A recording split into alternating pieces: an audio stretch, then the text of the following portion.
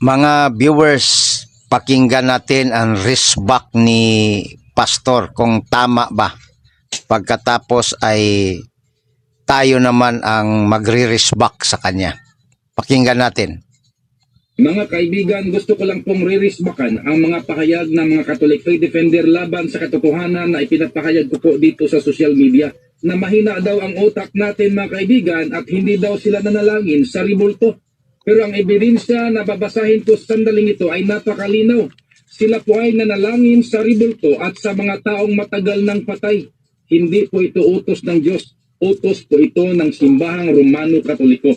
Sapagkat wala tayong mababasa kahit isang bersikulo sa Biblia na manalangin tayo sa ribulto at sa mga taong matagal ng patay, sapagkat ang mga taong matagal ng patay, hindi na sila makarinig sa kahit anumang dalangin sa bawat tao dito po sa mundo.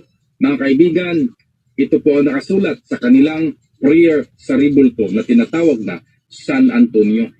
O San Antonio na aming minamahal, sa panahon ng kagipitan, dinggin mo ang aming dalangin, turuan mo ang aming mga puso kasamang pag-ibig at maging dalisay. O Saint Anthony, beloved saint, with your wisdom light my way, in faith and hope, I trust in you. Sa makatuwid ang mga taong ito, nagsisinungaling at kailangan hindi natin sila tatantanan. Ang ating pong sagot mga viewers, binasa na nga niya pero hindi pa rin niya naintindihan anong klaseng pastor ito. Kaya tama pala si Isaias na ang sabi niya sa chapter 52:11, mga pastor na walang unawa. Ang kanyang binasa mga ka-viewers ay prayer to Saint Anthony. Pero ang sabi niya, nanalangin daw sa ribulto. Sa kanyang binasa, wala namang mababasa na ribulto Saint Anthony. Pero ang bibig niya, sabi niya, sa ribulto daw. At malinaw sa kanyang binasa, mga kapatid, na ang sabi sa kanyang binasa, Saint Anthony, hindi Diyos Anthony. Pangalawa,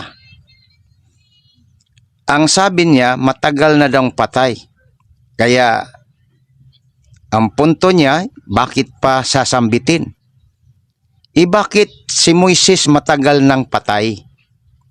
Pero kinausapan ni Kristo, nakipag-usap kay Kristo. Ayon sa Mateo 17:1 hanggang 3. So wala talagang alam itong pastor na ito, na kay Kristo buhay ang kanilang tinatawag na kaluluwa. Sapagkat sabi ni Kristo sa 10:28, walang makapatay sa kaluluwa. Ang sabi doon, kung iyong basahin ang lahat, ang sabi ni Kristo, huwag kayong matatakot na makapatay sa katawan, ngunit hindi makapatay sa kaluluwa. In other words, ang kaluluwa ng mga santo ay buhay. Ang kanyang sinasabing wala ng kamalayan, yung physical na kamatayan, ayon sa 9:5 ng Ecclesiastes. Pero ang kaluluwa na hihiwalay sa katawan ay buhay. Sa padayag 6:9 hanggang 10, ang mga kaluluwa sa pinatay dahil sa pangaral sa salita ng Diyos ay nasa dambana ng Diyos at humihingi ng kanilang tinatawag na judgment dito sa lupa. Kaya itong pastor na ito mga kababayan, tahol ng tahol, ginamit ang basahing Katoliko, hindi naintindihan.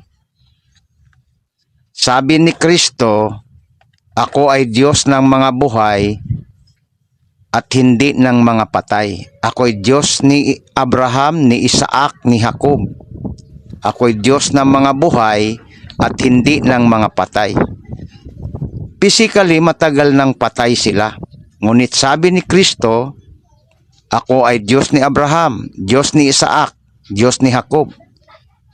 So walang alam itong pastor na ito. Ang alam lang nito ay palaging atake sa doktrina ng Katoliko.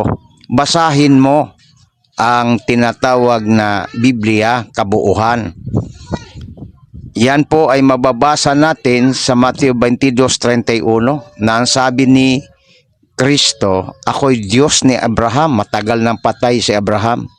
Ako'y Diyos ni Isaac, ni Jacob. Ako'y Diyos ng mga buhay at hindi ng mga patay. Sa makatuwid, hindi naintindihan ng pastor na ito.